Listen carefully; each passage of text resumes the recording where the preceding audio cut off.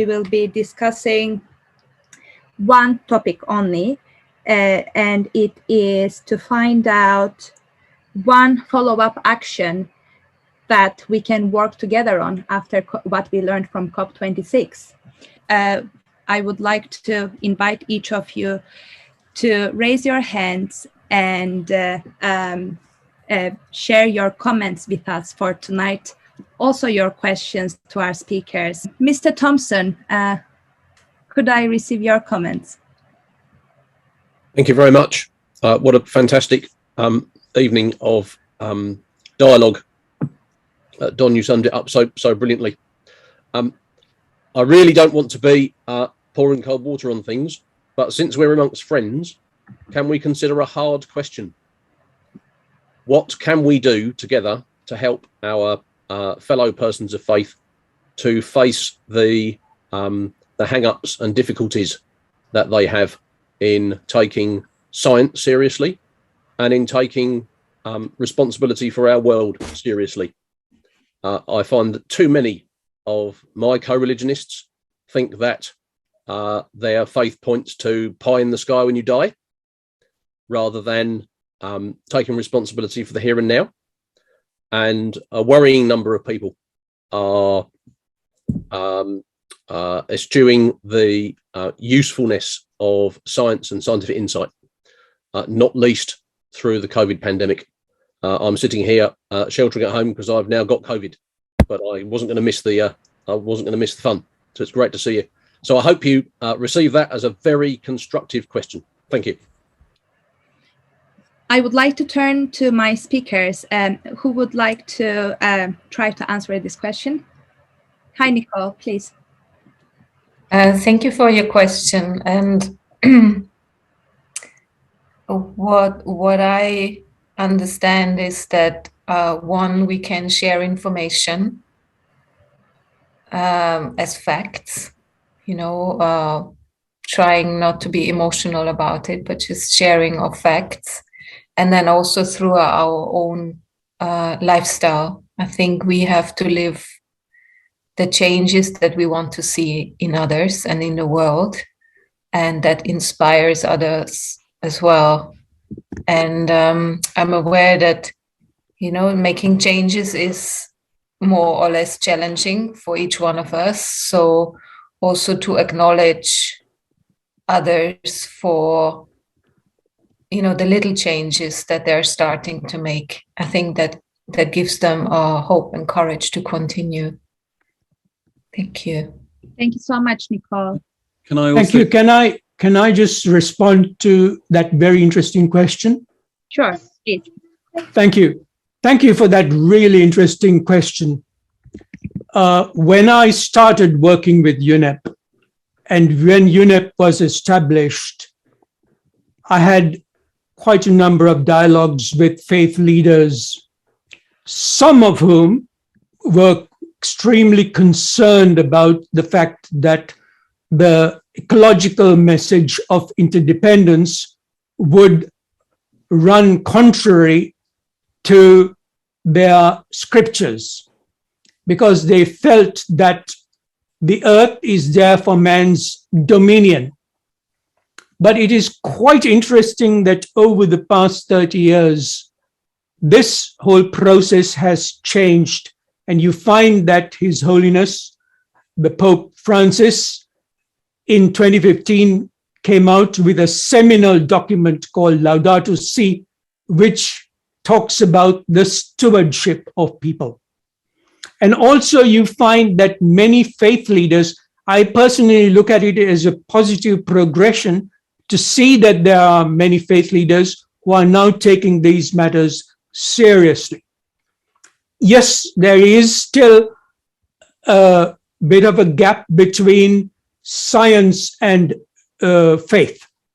At the same time, you find that in the case in the UK, giving one small example of vaccinations, it is quite interesting to see that in different parts of the UK, quite a number of temples have made their spaces available as vaccination centers for communities.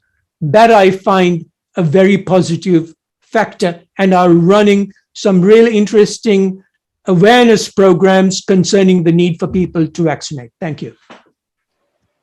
Thank you so much, Don. Can I add something quickly? Yes. And it extends wider to people of religion as well. But I think whenever talking about climate change, sustainability, one, you need to inform people so that they actually understand the wider picture. But two, framing it is very important. And, you know, I'm not saying to change the truth to suit the person that you're speaking to, but if one religion very much prioritizes stewardship of the earth, well, there we go. We've got, you know, stop climate change. If a religion is respect your fellow people, well, you can talk about the negative effects that climate change is having on people. So understanding where they're coming from, giving them the information, and then accurately framing that to make sure that lands and resonates with them. Thanks. Thank you so much, Matt. I would like to continue with the next question now. AJ, did we cover your question or is it something different? Hi, thanks. No, it was something related to that, but also slightly different. I've actually just put it into the chat because I'm not sure how much time I would have. But just essentially, sorry, I joined a bit late, but just to highlight the idea of in some religious and faith traditions, there could be some kind of a tension between sort of the purpose of mankind, as some of the previous speakers said, and why we use the earth and scientific points of view, which is why I think humanist and secular belief systems, where I personally come from as well and represent, they also sort of deserve a space in this discussion. And we can see, for example, like Greta Thunberg's efforts that have come from a secular and a humanist point of view without reference to any specific faith. They also deserve their place. And especially among young people, you look at some of the figures, sort of 50-70% of people under 35 don't have any professed religious faith. They still have beliefs and they still have sort of human feelings, and they want to work with society and care about the world and all the other human attributes, but it just doesn't belong to a particular faith. So I think that we need to be conscious about that as well. And I think engaging in interfaith fora like this will help strengthen people's understanding of religions and also their understanding of humanism and secular ways of living in the world. And so, sorry I couldn't be part of the conversation earlier on today, but I know the RFP do a lot of work with humanist and secular voices, and I think it's only to our benefit. So looking forward to the rest of your points today as well. Thank you.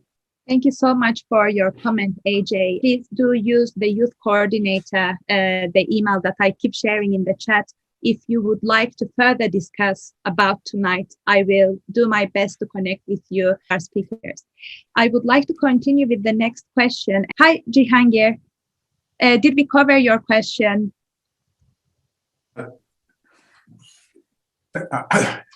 Thank you very much, Eda. My question is very simple. When David Attenborough was asked, what is the one thing that needs to be done and for the major change that is required? And I think he hit the nail on the head when he said, stop wasting. Stop wasting. If we stop wasting, the sustainability comes in, overconsumption comes in. So I think one of the issues that we must seriously consider the promotion of how we educate people to stop wasting. Thank you. Thank you so much, Jihangir. I would like to continue now. Sorry for rushing in with Dr. Karishma. Hello, Dr. Karishma. Thank you, Ada, for this wonderfully positive event, an intergenerational event, and kudos to the organizers and the speakers today. I'm here with my mummy, Jeru, representing the Zoroastrian Trust Funds of Europe. What I'd like to ask the speakers, which I'll put in the chat box now, is how do they view the synergy between science, governance, and the faiths? And I'd also like to highlight how wonderful it has been to hear Don and Ravinderji continue the dialogue that they started at the Zoroastrian Trust Funds of Europe Symposium called towards COP26, for which I'd like to give our president, Mr. Malcolm Degu, and also Mr. Jahangir Sarosh, my mentor, gratitude and credit. So how do our young and seniors in this intergenerational dialogue view the synergy that we can achieve between these three areas: science, faiths, and governments? Thank you. Thank you so much. Lovely seeing you tonight. With respect, I'd like to take this question to Ravinder, if you'd like to comment on Ravinder, and then I'll ask to my rest of the speakers. Thank you. Thank you very much for your question, Krishmaji. Personally, I felt that at COP26, there wasn't, the faith communities and people who were outside of the COP scenario, which was going on inside, their voices weren't being heard. I mean, we had the global climate march where 100,000 people from all over the world, they came to it, but they weren't allowed anywhere near the actual venue where the governmental delegates were and the world leaders were. Regarding the connection between science and religion, those who were actually in the blue zone and the green zone, they were connecting together. I think the networking that happened and the action hub, the realization that people from different parts of the world were finding solutions, and the scientists and the faith communities were connecting together. I think that was very positive. I mean, for example, the example that I gave myself, where the EcoSIC organization is connecting with Ghana to take forward the Sacred Forest Initiative. Whether the chance to actually sort of speak with delegations was done at the pavilions, and we were able to communicate with them the issues and the wisdom that faith communities have regarding climate justice. So there have been inroads, but a lot of work still needs to be done. Thank you, Ravinderji. The other thing that is really important is the commonalities between all the faiths and none. In the light of what Jahangir Sarosh mentioned, that we all seek to develop our choices with responsibility to reduce wastage. As Matt mentioned so importantly, the concept of consumerism versus the concept of being a caregiver. Thank you. But can I also mention that what I saw at this COP was the coming together of businesses, governments, and organizations there was an impetus that, yes, they need to do something together. I mean, businesses also consume a lot and they waste a lot as well. So I think, and also the solutions that were there from different organizations. For example, Prince William did the finalists of the Earthshot Prize were there as well. So I think more needs to be given to the fact of finding solutions and giving those organizations a platform, a much better platform, so that we can share practice and learn from each other. Thank you so much, Ravinder. Thank you so much for waiting, Dr. Mark. Could I have your question if we haven't covered it already? My question is, was the faith voice sufficiently or adequately heard at COP26? And I really think that in answering that question from our Christian perspective, I think we need to encourage one another in different faiths by drawing from the faiths important parables or aspects of the faith literature that encourages our participation in the environment. one of the best ones that I found within the Christian perspective is the feeding of the 5,000, the parable that Jesus gives to us, and that event, that miracle, because it first of all talks about looking immediately in front of you to find solutions, because Peter said to Philip, how are we going to feed such a huge crowd? The other thing is because of the bias within the scriptures of men, it actually included women and children as well, so that there was a much bigger crowd there. And that speaks about the whole need for a great inclusivity. The fact that just 5 barley loaves and 2 fish were offered is very significant, because they're actually the food of the poor. And so we need to bring that aspect in. The fact that it was offered by a little boy or a young lad who was out on his picnic for the day just speaks about the youth dimension and the importance of young people. And also, no matter how small our offering, God always blesses it enormously and provides sufficient for a great capacity of people. And so we need to look at what small offerings we can make in order to make a difference in this world.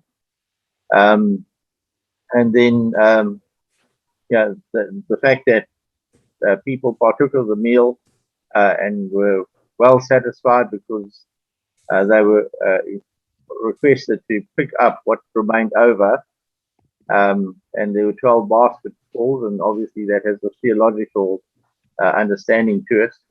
But it also speaks about the importance of dealing with waste. That nothing was insignificant that was left over. It had to be gathered up, and the need for us to gather up resources as they are made available to us, so that we can get on with this most important task. So, what I'd really like to learn from other faiths, and that is what parables within their faith perspective they can offer to environmental change, so that we can all grow together and actually then begin to speak with one voice as faith communities. Thank you. Thank you so much, Mark, for your comment. It is really important, and I think we try to cover all of the speakers, they try to cover the importance of it.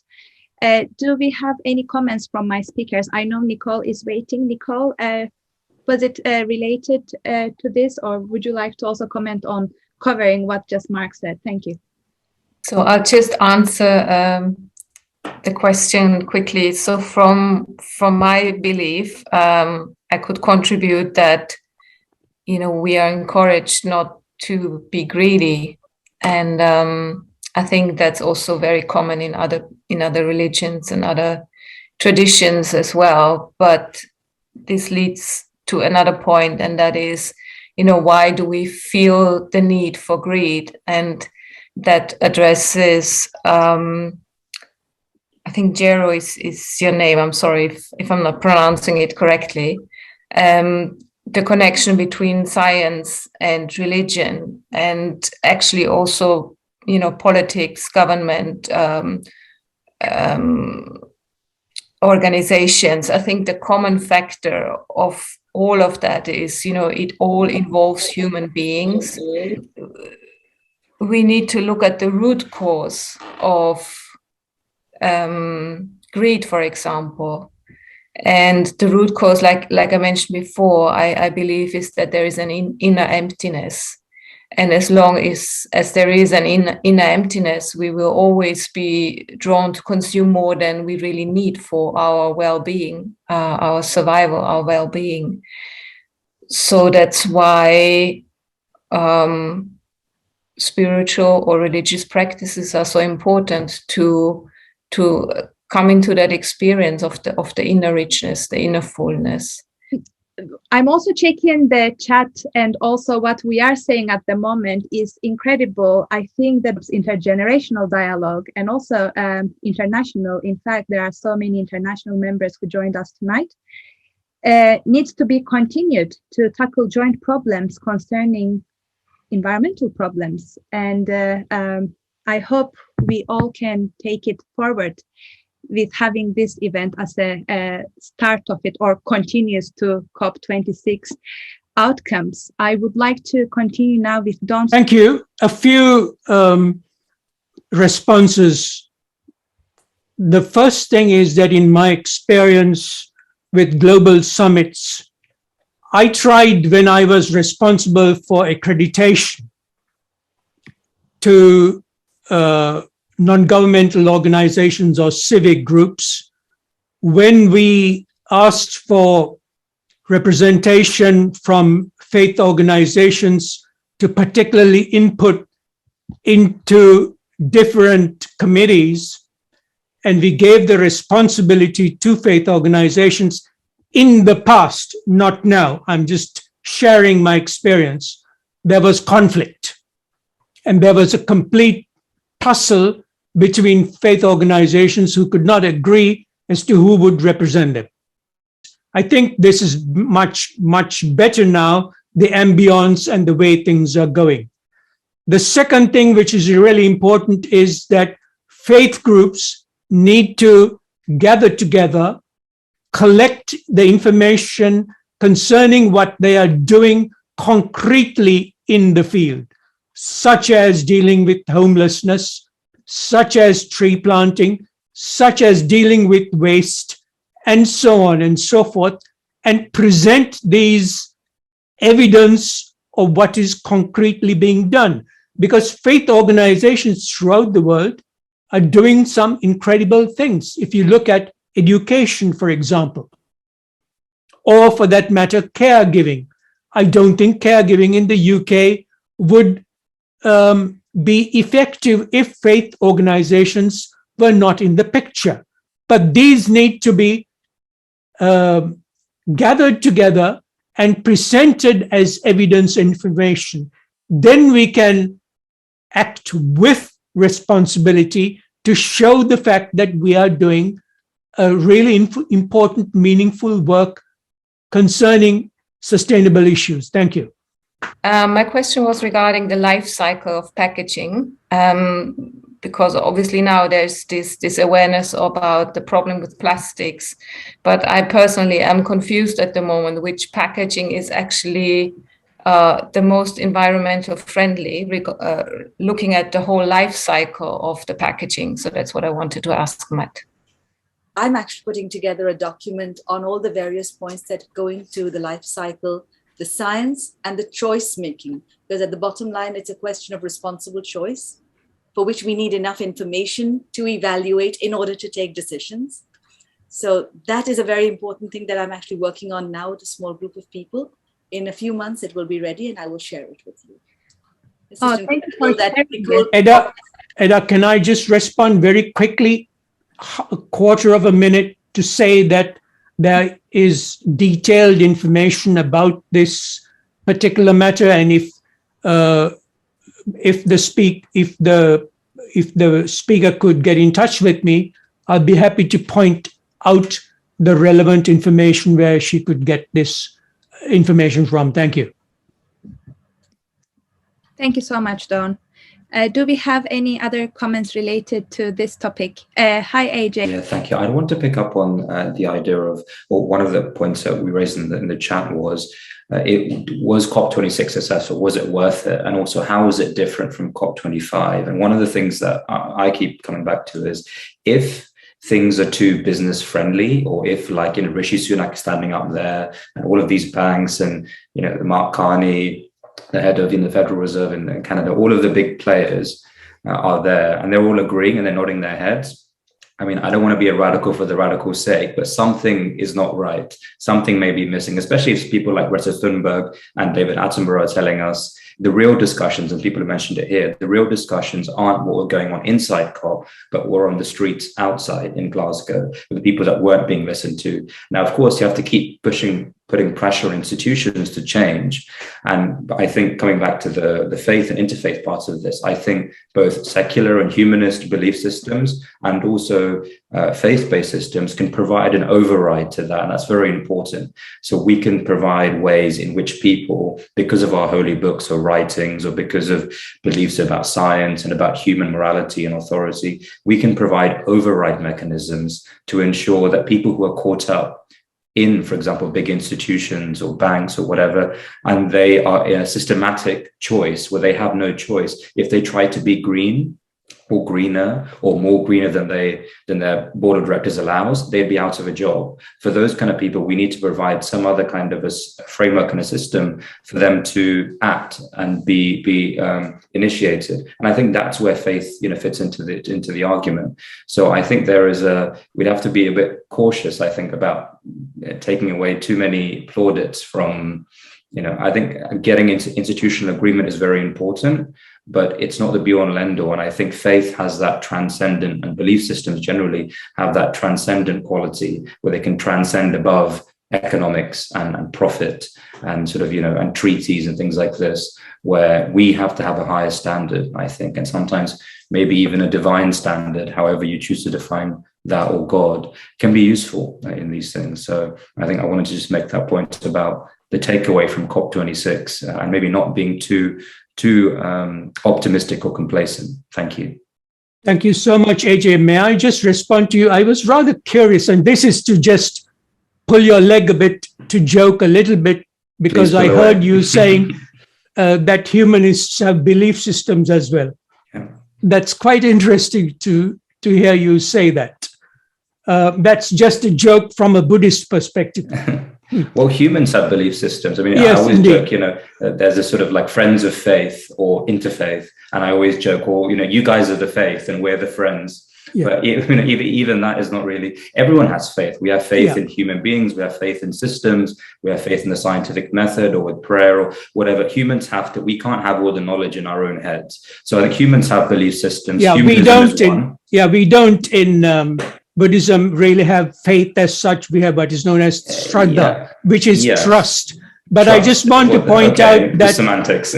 Yes, I just want to point out that in the case of business, I think the critical thing that we have demonstrated here is that the issue is not an either or. It is not business, or government. That's fantasy anyway. Yes. That will never happen. So we have to have both. Young people, it is both an end. It is a unifying process.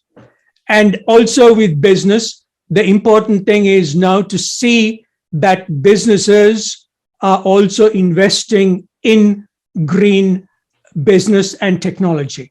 That is a positive thing that has emerged from 2015, looking at the figures and the investment to now. I mean, it's there. It's big companies being forced to, even at the PR level, maybe not at the investment level, but even the PR level and investment level, getting their checkbooks out. It's better than nothing. It's better than not having the attention. But we only have to evaluate that in terms of what's needed. In terms of what's needed, how much are they investing and how much are they curbing their is it net zero? Is that enough net zero carbon? What about zero carbon? What about leaving fossil fuels in the ground? Yeah. Which companies are saying that? That's kind of we have to demand, because if you shoot for the stars, you land on the moon, right? If we accept the business paradigm of no green growth, no come along, then we'll get much less than that. So I think we have to have the sort of the faith standard, the divine standard in holy writings, whatever our own belief systems are. That has to be a higher standard, and we cannot be marking on a curve these businesses and giving them too much leg room, I think. Thank you so much for your input, AJ, and everybody. I think, we are not saying anything differently, and we are trying to point out the same joint points, which is we are together in this. It's not only grassroots level problem. It's not only government problem. It's all world's problem, and we all are trying to find solutions for a better future. I would really like to have last comments, if that's okay. I'm not able to take any further questions, unfortunately. Can I start with George? Hello, Mr. George Valentine. Hello. I was at COP26. I am Glaswegian. It's the biggest thing ever to happen in the history of my home city, although I live in Leicester for half my life. I'm a member of the Baha'i community, and the Baha'is were very closely involved in the interfaith efforts. The director of Interfaith Scotland is a long-standing member of the Baha'i community. So those principles of world unity, harmony between different beliefs was really central to the interfaith work that was done there. In connection with secular humanists, it was mentioned a moment ago, secular humanism is regarded as equal to a faith-based belief system in UK law under the Equality Act of 2010, which recognises religion or belief as being equal in the eyes of the law and able to make equal contributions to the well-being of society. I was on the march, I was in the rally at Glasgow Green with 100,000 people, and in that atmosphere, I think what was felt was the politicians, negotiators and decision makers are irrelevant in the end.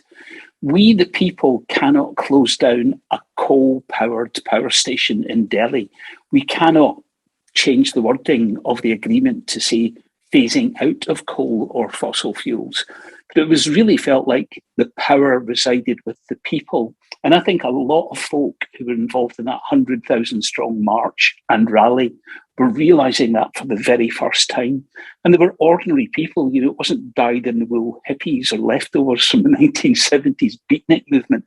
It was regular people with their families, with small children out there.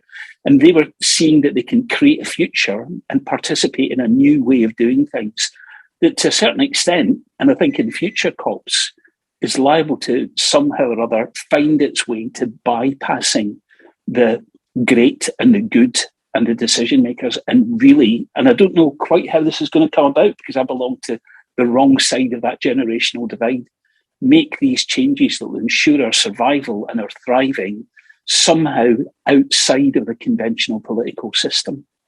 That's my comment. Thank you.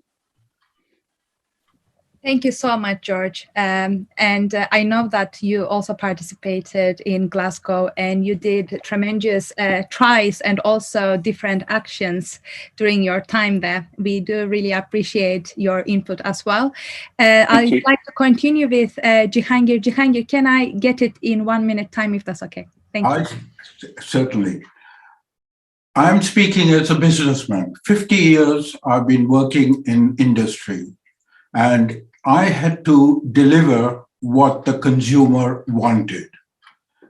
Just a simple example, very often I packed things where the packaging was more expensive than the content because people wanted that. If I tried to sell it without the packaging or inferior packaging, it didn't sold. So the change needs to take place in us. That is where the change takes place. And then business is run on demand and supply. And demand is what needs to be curbed. Thank you. My minute's over. Thank you so much, Jihangir. And thank you for pointing out the consumer behavior that my colleague Dawood just put it in the chat as well. Finn, you waited really long to raise your main comment. Could you please go ahead and share it with us? I want to thank everyone really for talking with so much respect. I think this is very rare. Don't mention the blah, blah, blah quote by Greta Thunberg. And of course that may or may not have its place, but I really wanted to share, share my feeling that this feels very special, that we have this intergenerational, international, interfaith dialogue. It's really very incredible. And I think it's something that's very unique.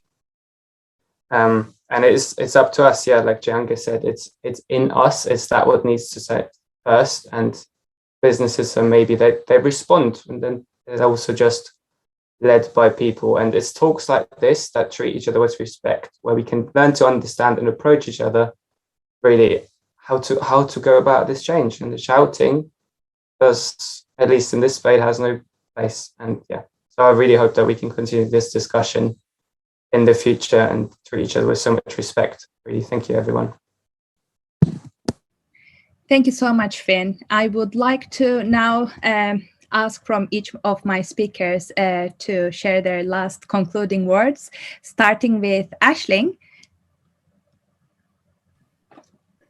I think it's already been said really what I'd want to say, and it's slightly echoing what I think George was saying.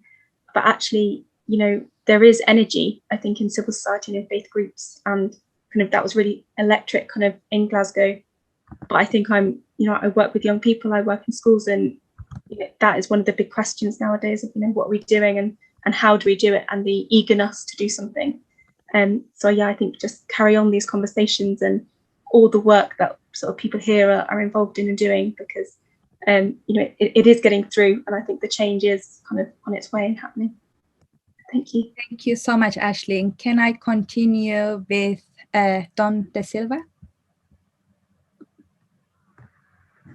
Thank you. In a nutshell, I think the critical proof is the continuation of the energy that has been generated in a summit like that of Glasgow.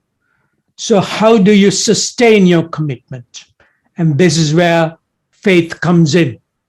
Because to me, it is my faith that has enabled me through these practices to sustain the commitment during positive times, during achievements, and also during difficult and challenging times in the world of the environment. Thank you. Thank you so much, Don. Sorry, I'm rushing into everyone at the moment because I'm aware of the time, and I really do appreciate that you stayed until the very end of this evening. Nicole, please, can I have your closing remarks? Thank you, Eda. For pointing out that we should be having a follow-up of this international, intergenerational dialogue, and this will be our aim to do so because it's been asked from our audience. Thank you. Thank you, Eda, and thank you, everyone. I think for me, it comes down to personal responsibility and really focusing on how I can bring about change in my own life and focus less on what I expect from others, but really aim for educating myself and motivating myself to carry out small or big changes in my life. Thank you. Thank you very much, Nicole. And thank you so much all. Do you have any last comments? Please do send it to youth.coordinator. This event will have a follow-up. Please in future, reach us. We are open to working together with like-minded organizations and individuals from faith groups or none who share the same values with us. Thank you so much for joining us tonight. With respect and appreciation, I'm ending tonight's meeting. Thank you. I think we should be grateful to you, Ada, for making this happen, because when things come together like this, it works for those people who suffer the most, which are the people with the least resources. So you have worked together and guided us for a juster, fairer, greener, and cleaner world. Thank you, Ada. Thank you so much. I appreciate it. Thank you. See you soon, all. Have a great evening and take care of yourselves.